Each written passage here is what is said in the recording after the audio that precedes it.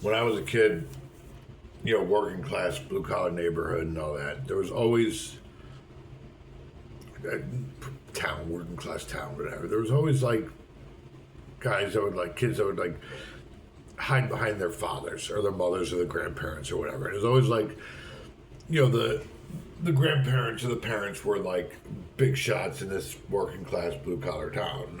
Yeah, right.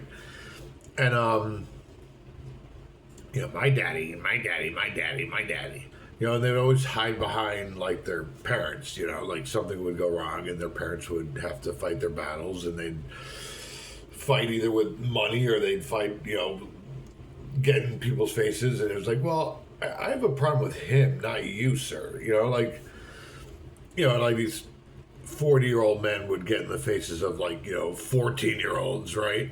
And the kid would be like standing behind the dad, and I didn't have anything to stand behind. Like my parents weren't rich, and my parents were kind of like these deadbeat liberal, Democrat, blue collar union hippies. So like,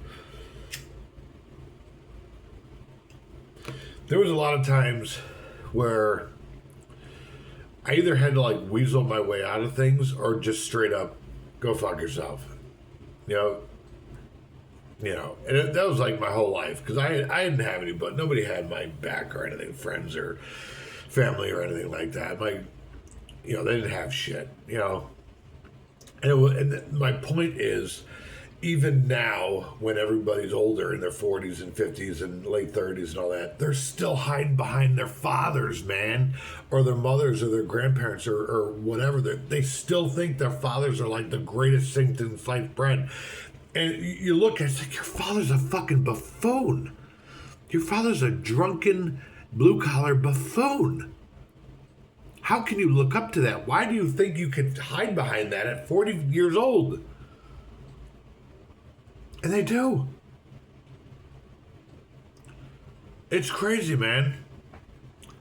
And it's not just in working class environments like that you would think it would be. It's, like trust fund babies in New York City and LA and, in Boston and everything. It's like they get into trouble. Oh, my daddy got $1 billion. It's crazy, man. And I know people that are like pushing 60 and still live with their parents in some form of compound or whatever. And they say things that like, it's like, why would you say that? You're like a child hiding behind your freaking mother or father. Like, it's crazy. So, God.